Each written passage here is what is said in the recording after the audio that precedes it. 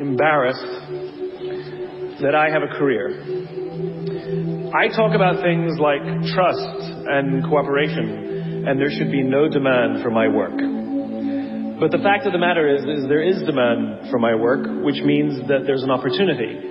It means that trust and cooperation are not yet standard in our organizations, and yet they should be, and we know that, which is why we're looking for ways to bring those things to our organizations. So I thought I would do something a little different today.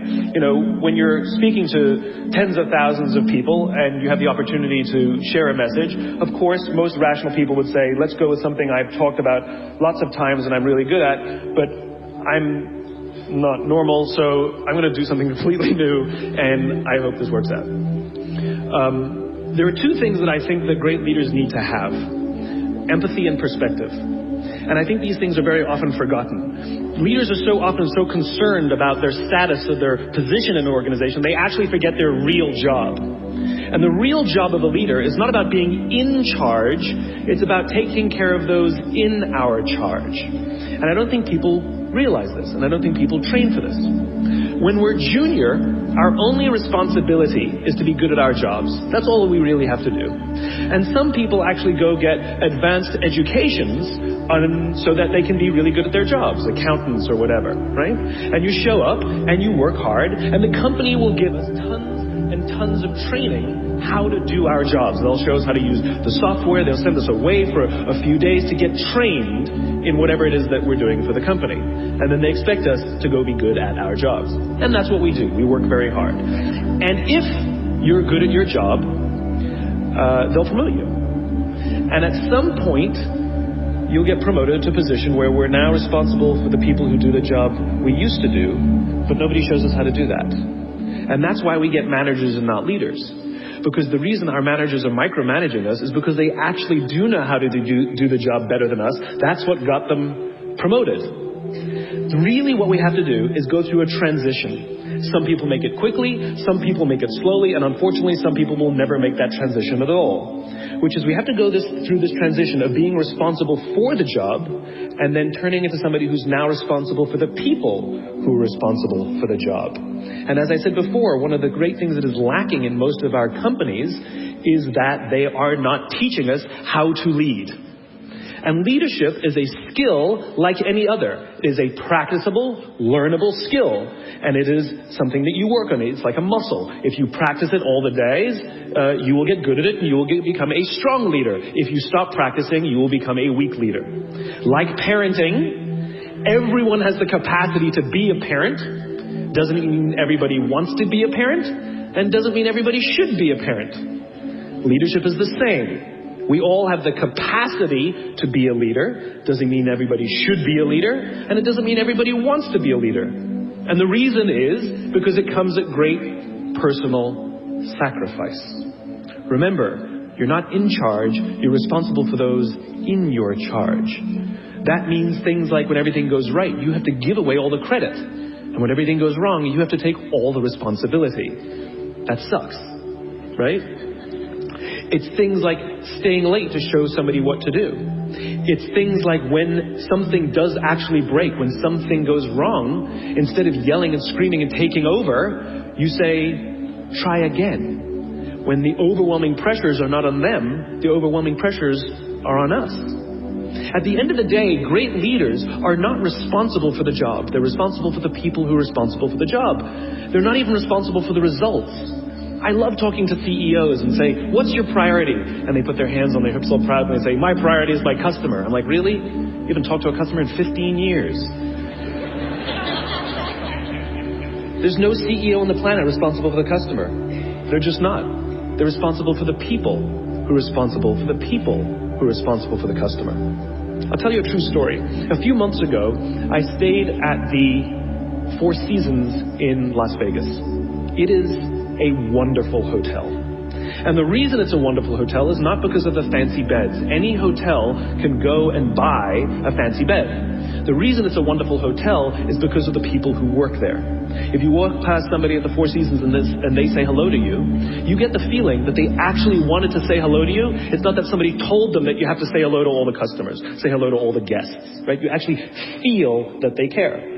Now, in their lobby, they have a coffee stand. And one afternoon, I went to buy a cup of coffee, and there was a barista by the name of Noah who was serving me. Noah was fantastic. He was friendly and fun, and he was engaging with me, and I had so much fun buying a cup of coffee, I actually think I gave 100% tip, right? He was wonderful.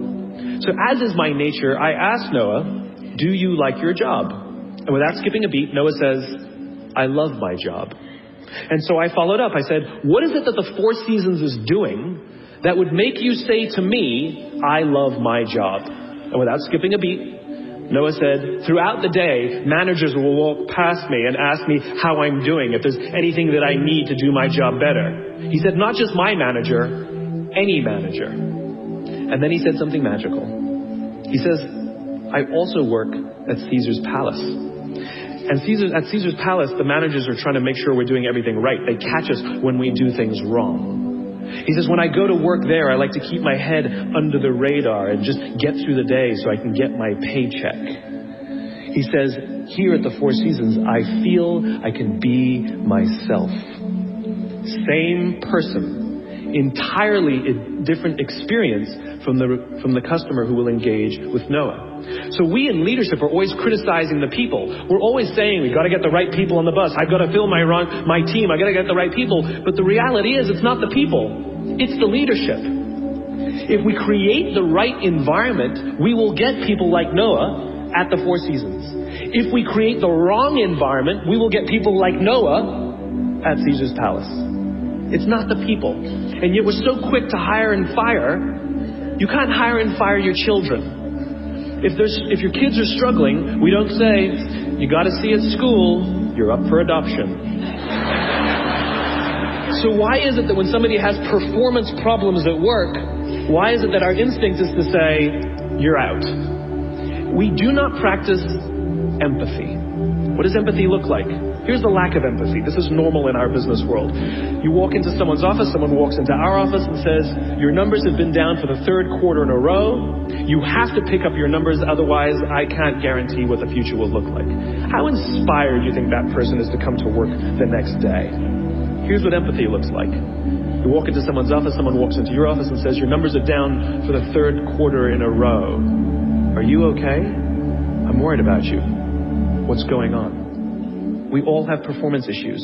Maybe someone's kid is sick. Maybe they're having problems in their marriage. Maybe one of their parents is dying. We don't know what's going on in their lives. And of course it will affect performance at work. Empathy is being concerned about the human being, not just their output. We have, for some reason, our work world has changed over the past 20 and 30 years.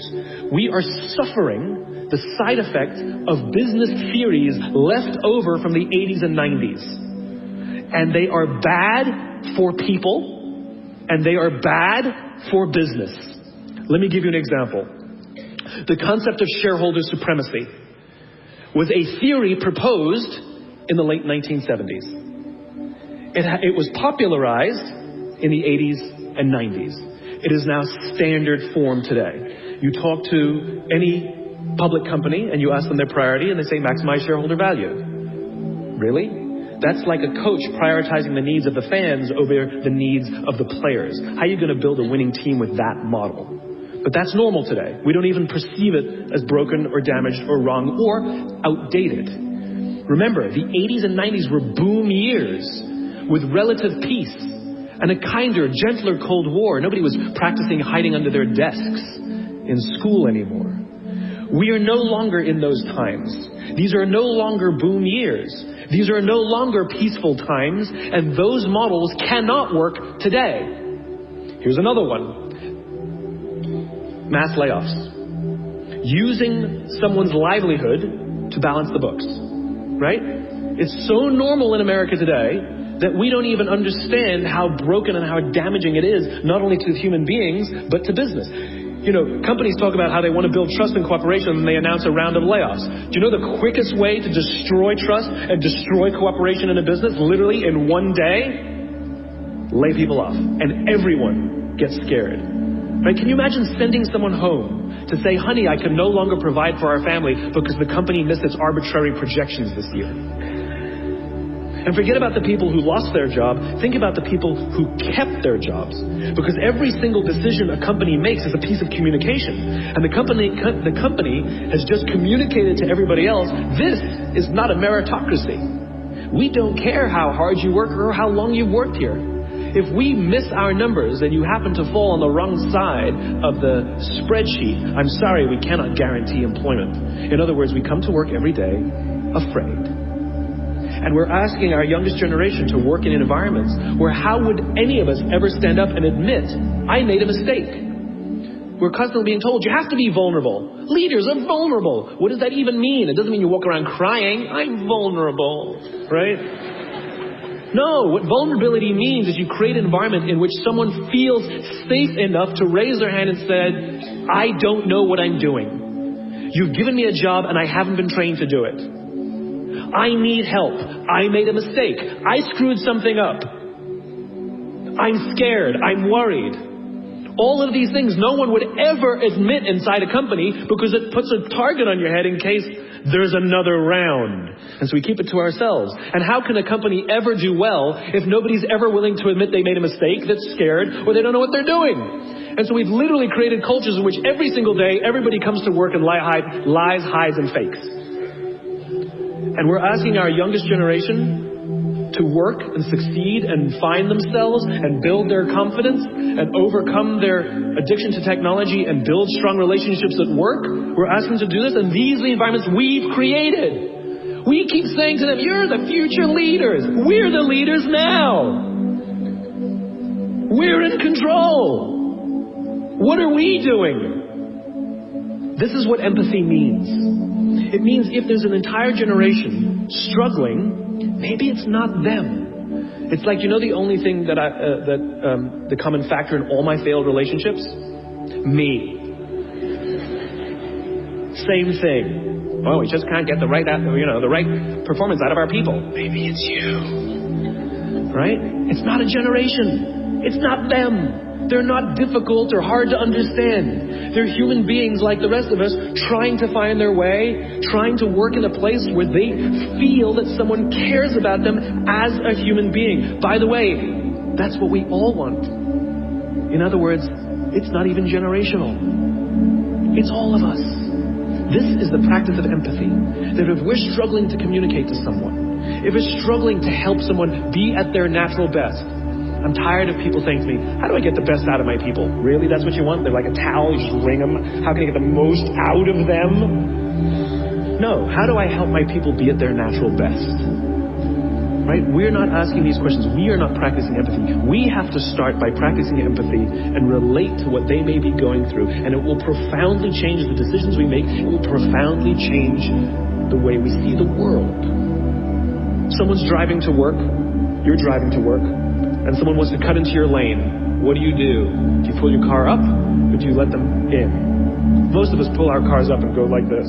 You wait your turn. Now let's practice empathy. I don't know. Maybe they've been out of work for 6 months. Maybe they had trouble getting the kids out to school this morning, and now they're running late for a really important interview, and they just have to get to this interview, and they're going to cut into our lane. Or maybe they're just a bastard. I don't know. But that's the point. We don't know. We don't know. And the practice of empathy will say, I'll let them in, and I'll arrive to work 1 car length late. Right? We don't always have to be right. We don't always have to be in charge. We don't always have to be the one who succeeds. It's not about winning or losing. And that's where I go to the second point. After empathy comes perspective, where it's not about winning or losing. In game theory, there are 2 kinds of games. There are finite games and there are infinite games. And this is how you're going to change your perspective, right? A finite game is defined as known players, fixed rules, and an agreed upon objective. Baseball, for example. We know the rules, we all agree to the rules, and whoever has more runs at the end of 9 innings is the winner, and the game is over. No one ever says, we can just play 2 more innings, I know we can come back. It doesn't work that way. The game is over, right? That's a finite game. Then you have an infinite game. Infinite games are defined as known and unknown players.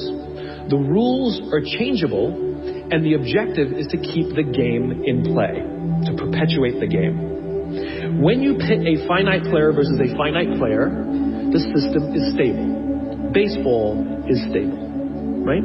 When you pit an infinite player versus an infinite player, the system is also stable. Like the Cold War, for example, because there cannot be a winner and a loser. There are no winners and losers in an infinite game, right? It doesn't exist. And because there are no winners or losers, what ends up happening in the infinite contest is players drop out when they run out of the will or the resources to play. But there's no winners or losers. Problems arise when you pit a finite player versus an infinite player. Because a finite player is playing to win, and an infinite player is playing to keep the game going. Right? This is what happened to us in Vietnam. We were playing to win, and the Vietnamese were fighting for their lives. We were the ones who got stuck in quagmire. This was the Soviet Union and Afghanistan. They were trying to beat the Mujahideen, and the Mujahideen would fight for as long as is necessary. Quagmire. Now let's look at business. The game of business has pre-existed or has existed long before every single company that exists on this planet today. And it will outlast every single company that exists on this planet today. There's no winning the game of business. And the reason is because we haven't agreed to the rules. I get such a kick out of this. You realize how many companies actually don't know the game they're in, right? Listen to the language that the companies use. We're trying to beat our competition. We're trying to be number one. Did you know that we were ranked number one? Look at the listing. Based on what criteria? Revenues, profits, market share, square footage, number of employees. Based on what time frame? A quarter, a year, 5 years, 10 years, 20 years, 50 years, 100 years? I haven't agreed to those standards. How can you declare yourself the winner? How can you declare yourself number one where no one else in the game has agreed to the rules? It's arbitrary. There is no winning because there's no end. In other words, companies are playing finite games. Listen to their language. They're trying to beat their competition. What does that even mean? It's the leaders in the companies that understand the game that they're in and organize their resources and their decision-making around the infinite contest that outlast and frustrate their competition. All the companies that we refer to as the exceptions, Southwest Airlines, Apple Computers, Harley Davidson, they're the exception. No, they're playing the infinite contest. They frustrate their competition, is what happens. That's what happens, because they're not playing to win. Jim Senegal, the founder of Costco, which is the only real company that gives Walmart a run for its money, he says public companies are looking to succeed for the quarter and says we're looking for the next 50 years. You can hear him. He's playing the infinite contest. I spoke at a leadership summit for Microsoft. I also spoke at a leadership summit for Apple. Now, at the Microsoft summit, I would say 70% of the executives, and this was under the Steve Ballmer days, I would say about 70% of the executives spent about 70% of their presentations talking about how to beat Apple. At the Apple summit, 100% of the executives spent 100% of their presentations talking about how to help teachers teach and how to help students learn. One was obsessed with their competition. The other one was obsessed with where they're going.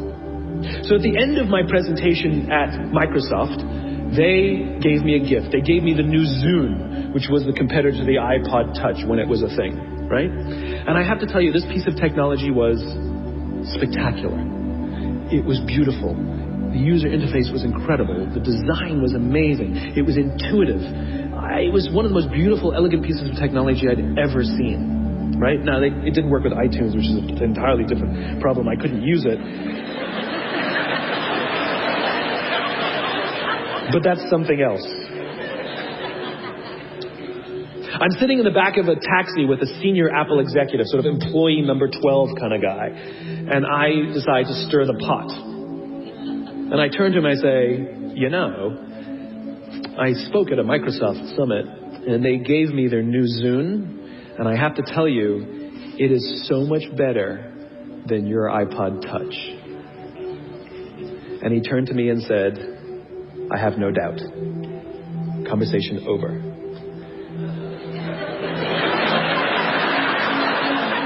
Because the infinite player isn't playing to be number one every day with every product. They're playing to outlast the competition.